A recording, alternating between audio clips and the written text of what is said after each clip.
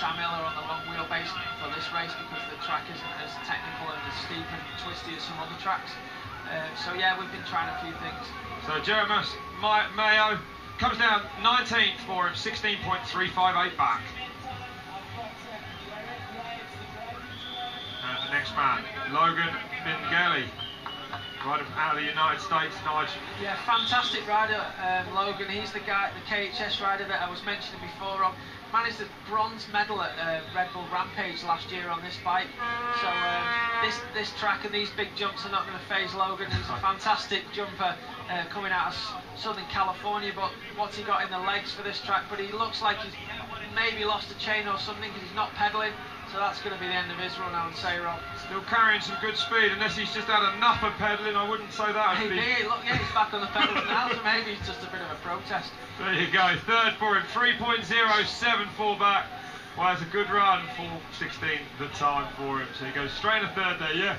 Interesting to see that. But I think it's one of those courses, Benny Strasser now, from Germany. One of those courses, Nigel, where you've probably got to gauge where you make your efforts. Yeah, for sure, and just touching on, you know, changes we've done.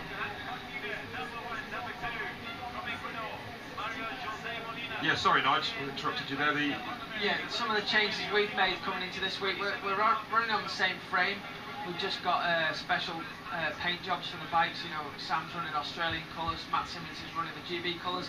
But SRAM have been a great help. They've sent us some longer cranks. We're on 170 Exxon carbon cranks, super lightweight. It's got 5mm extra just because there's so much more pedalling.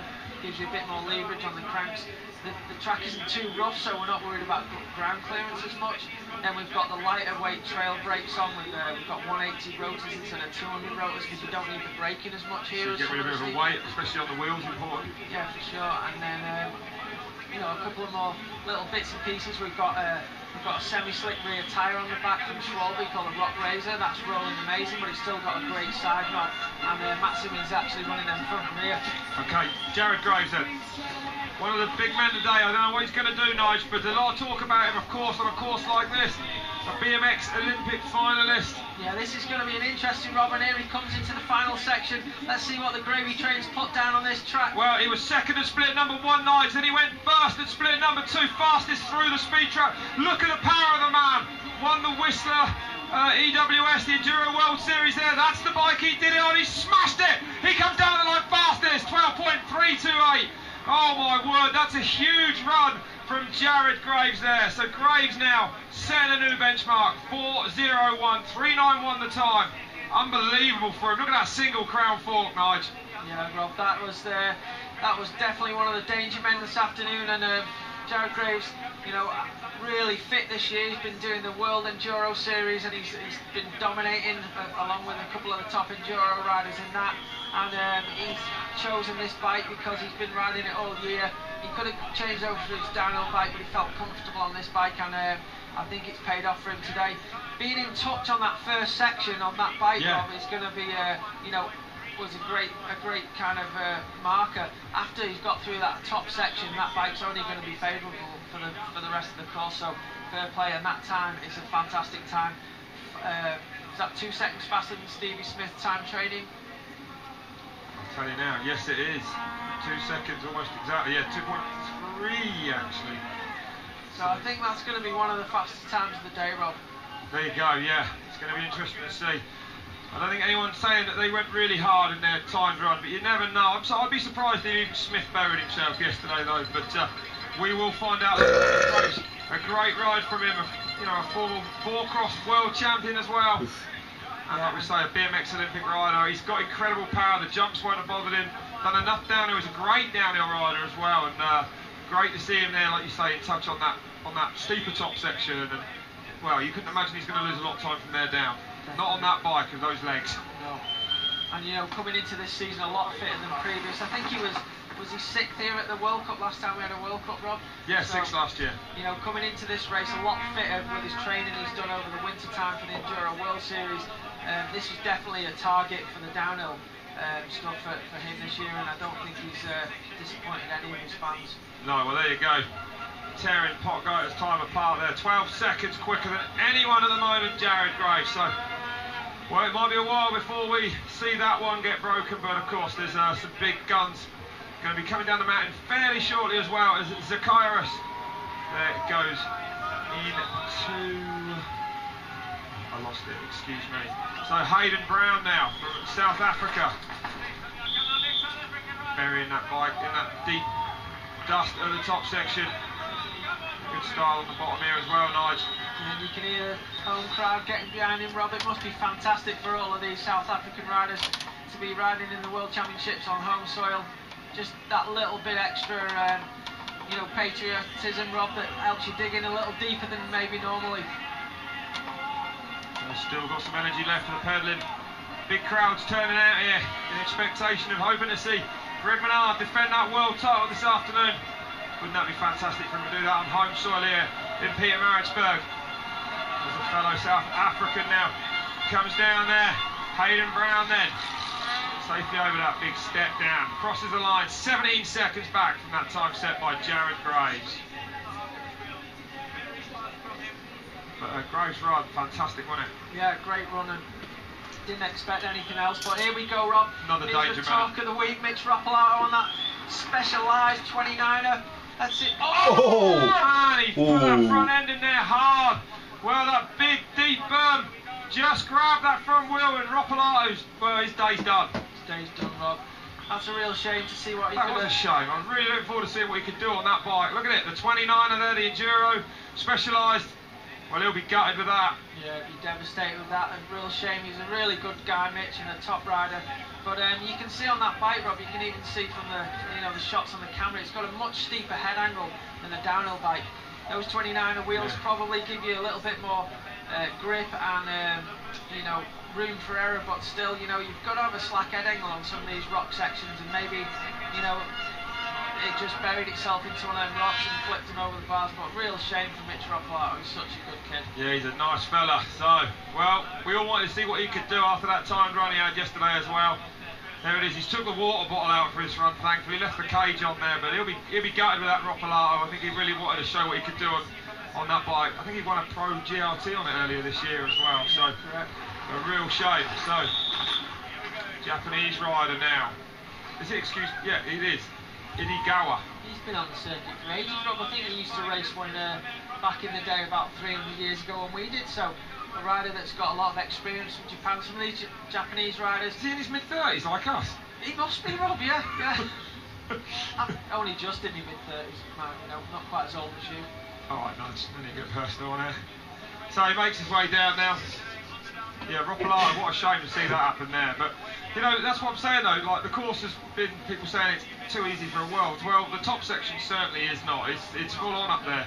And if it hasn't got big dusty berms like that, they're going to take you down, then, you know, it's got that rock hard surface you can see in front of you there with a light covering of stone and dust, which makes it incredibly slippery as well. So, Idigawa, Naoki Idigawa going there. Well, an interesting thing, Rob, we've got to think about is, you know, Jared Graves has put down that fantastic time early on. The track is only going to deteriorate more as more and more riders, you know, blow through that dust. You know, little crashes like what Mitch had there could move a rock out of the way, make a new hole in the berm, and that's only going to make it more difficult for the later riders, because, you know, from the last practice run this morning till the race, you know, which is going to be after 4 o'clock in the evening, the track's going to deteriorate and be a lot different. So those little... it's certainly going to get no better now, is it? No, not at all. It's just going to blow out more and more as more of the baked surface turns to dust, crumbling away. But they haven't had any rain here for months, apparently, not much anyway, until this week when we had that big downpour, but it didn't really touch it, did it? Made it better for about half a day, I think. Yeah. So... And now, you know, Rob, the only other factor we've got is whether the wind changes direction. That can make a massive difference to the race. You know, I think we've seen it in past World Championships where riders coming down earlier in the day had less wind, and then it got windier towards the end of the race, and vice versa, you know. So, Bernardo Neves Cruz now from Brazil on it. Great to see some of these riders coming from all these countries, Rob. You know, a lot of these guys we wouldn't see on a regular basis at the World Cup, but they make the effort and pop up at the World Championships to ride for the country. So, you know, it must be great for these guys just to come and do battle with the world's best riders. Yeah, absolutely. They get to ride all week long, the same track, the same practice sessions as the very best in the world. Not many sports where you can go and do that. No. Sure. It's pretty crazy, Rob, to think that, you know, like, the UK is such a small country in comparison to a lot of places, and yet we've got such depth of talent in downhill. And we haven't really got any downhills. No, it's pretty mental. Let's be honest.